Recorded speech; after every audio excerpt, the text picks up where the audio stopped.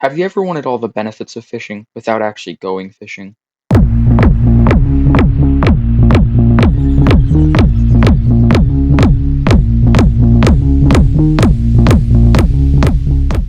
So you might be asking, why would I need a fish farm?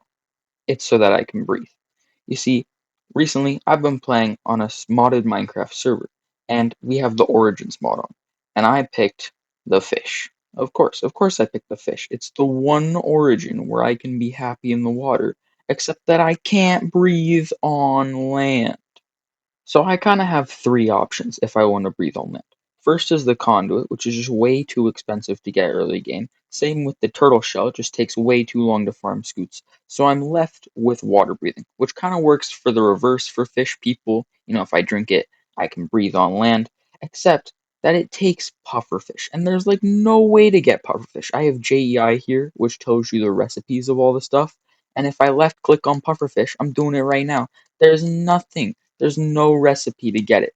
So I get to thinking, we have create mod on the server. There's got to be some way to get pufferfish through like automatic fishing or something. And there is, but it's a little bit complicated. And most importantly, it requires infinite fishing rods to run forever because you can't just use mending and have deployers pick it up.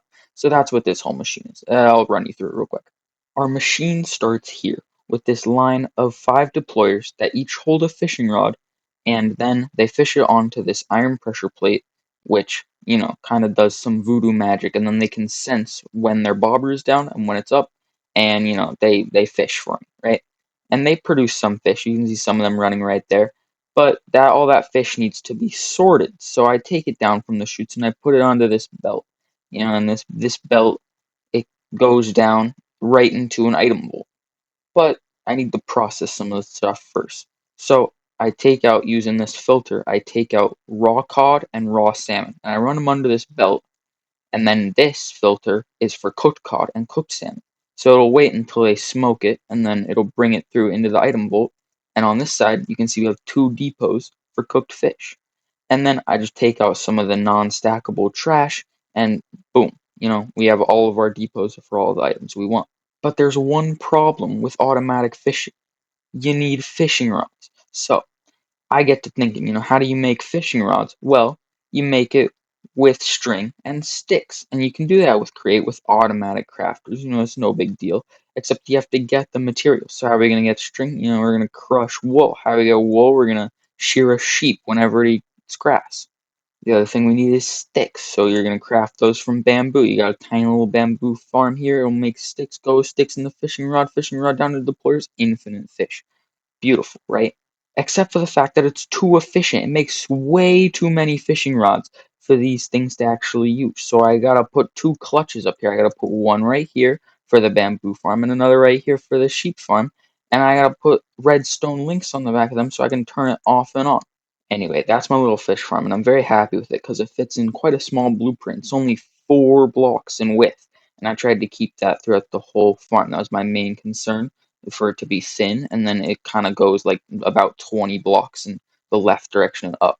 But that's alright, it's very thin. I mean, you can just stack them next to each other and have infinite fish.